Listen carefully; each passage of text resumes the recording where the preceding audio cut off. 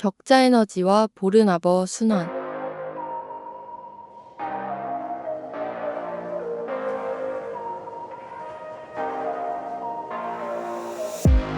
격자 에너지란 결정을 이루며 결합하고 있는 분자나 원자를 서로 떨어뜨리는 데 필요한 에너지로서 주로 금속 양이온과 비금속 음이온이 이온 결합을 할 때 이온들이 얼마나 강하게 결합되어 있는지를 나타냅니다. 격자 에너지를 직접 측정하는 것은 실험적으로 매우 어렵기 때문에 대안으로 헤스의 법칙을 응용한 보르나버 순환 과정을 통해 간접적으로 계산합니다.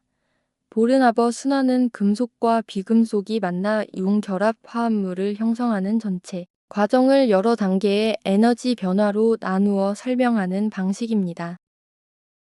격자 에너지를 직접 측정하기 어려운 이유는 염소와 달리 나트륨은 고체이지만 격자 에너지는 모든 결합력을 제외한 완벽하게 자유로운 기체의 이온 상태를 출발점으로 삼습니다.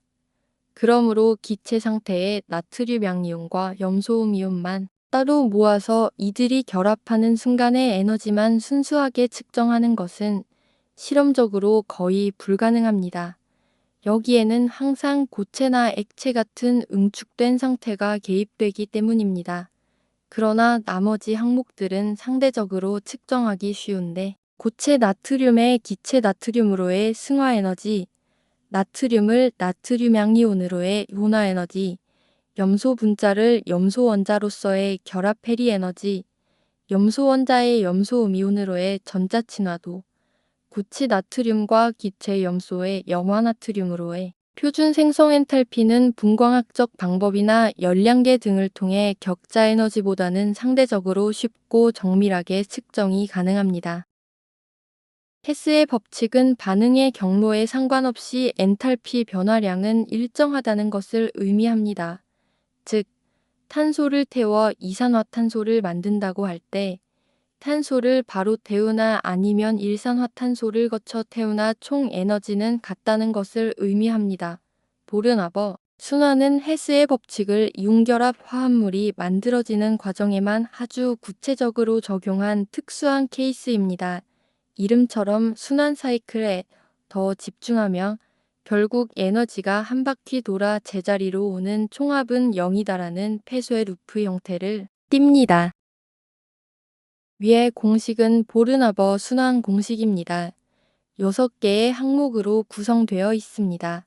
델타 HF는 표준 생성 엔탈피이며 헤스의 법칙에 따라 표준 생성 엔탈피는 나머지 5가지 항목의 합과 같습니다. 그러나 각 과정은 에너지를 흡수 흡열, 플러스 하는지, 방출 발열, 마이너스 하는지에 따라 부호가 달라집니다. 그러므로 표준 생성 엔탈피 델타 HF는 승화 에너지 V 플러스 결합 해리 에너지 2분의 1, B 플러스 이온화 에너지 I 빼기 전자 친화도 EA 빼기 격자 에너지 U가 됩니다.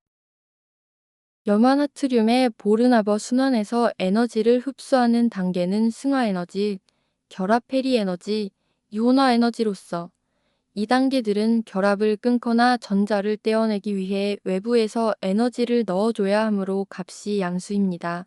에너지를 방출하는 단계는 전자 친화도, 격자 에너지, 표준 생성 엔탈피로서 이 단계들은 시스템이 안정해지면서 에너지를 밖으로 내뿜기 때문에 값이 음수입니다. 위의 그림은 기체 상태의 나트륨과 염소 그리고 고체 상태의 염화나트륨의 엔탈피 변화를 나타내는 보르나버 순환의 과정입니다. 이 과정에서 시작점은 초록색 선입니다. 만약 한 바퀴 돌아 다시 시작점인 초록색 선으로 온다면 합이 0이 되어야 합니다. 하지만 이 과정에서 최종 목적지는 시작점이 아니라 최종 상태인 빨간색 선인 염화나트륨입니다. 결과적으로 마이너스 411kJ은 NaCl이 생성되면서 주변으로 방출한 에너지를 의미하며 이만큼 에너지가 낮아졌기 때문에 화합물이 안정적으로 존재할 수 있다는 것을 의미합니다. 이를 헤스의 법칙으로 설명한다면 어떤 경로를 택하든 결국 엔탈피 변화량은 똑같다는 것을 의미합니다. 만약 마이너스 411을 우변으로 옮기면 좌변은 0이 되는데 이것은 보르나버의 연력학적 순환을 의미합니다. 시작점으로서 초록색 선은 고체 나트륨과 염소 기체 분자의 상태입니다. 2분의 1Cl2는 여전히 Cl2로서 염소 분자 상태이지만 나트륨 원자 한 개와 반응시키기 위해 소모되는 염소 분자 덩어리의 절반에 해당되는 양을 의미합니다. 이들은 반응성이 커서 언제든 변할 준비가 된 상태입니다. 최종 결과로서 빨간색 선은 나트륨과 염소가 이온결합을 통해 염화나트륨으로 단단하게 뭉친 상태입니다. 즉, 에너지를 내뿜고 낮은 에너지의 안정한 상태에 이른 것입니다. 결과적으로 최종 도착지인 빨간색이 시작점인 초록색보다 아래에 있어야만 이들이 에너지를 방출하며 안정해졌다는 것을 보여줄 수 있습니다. 이렇게 나트륨과 염소가 에너지를 방출하며 안정한 NaCl이 되는 과정은 표준 생성 엔탈피와 격자 에너지라는 두 개의 과정이 있게 되는데 이들의 차이점은 출발점이 다릅니다. 표준 생성 엔탈피는 가공되지 않은 원재료 즉 원소 상태에서의 결합입니다. 격자 에너지는 이미 가공이 끝난 부품 즉 이온 상태에서의 결합입니다. 그러므로 격자 에너지가 표준 생성 엔탈피보다 더 많은 에너지를 방출하게 되며 상대적으로 더 안정하게 보여지게 됩니다. 결국 NaCl이라는 물질이 얼마나 결합이 단단한지 즉 녹는 점이 얼마나 높은지 등을 결정하는 진짜 결합의 세기는 원소 상태에서 측정한 표준 생성 엔탈피의 마이너스 441kJ이 아니라 기체 이온 상태에서 측정한 격자 에너지의 마이너스 787kJ이 더 정확한 척도가 됩니다.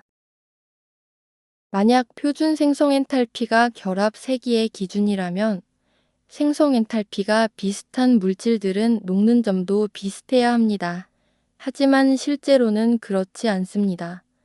위의 그림처럼 염화나트륨과 산화마그네슘의 생성 엔탈피의 차이는 약 1.5배 정도지만 격자 에너지는 약 5배 가깝게 차이가 납니다.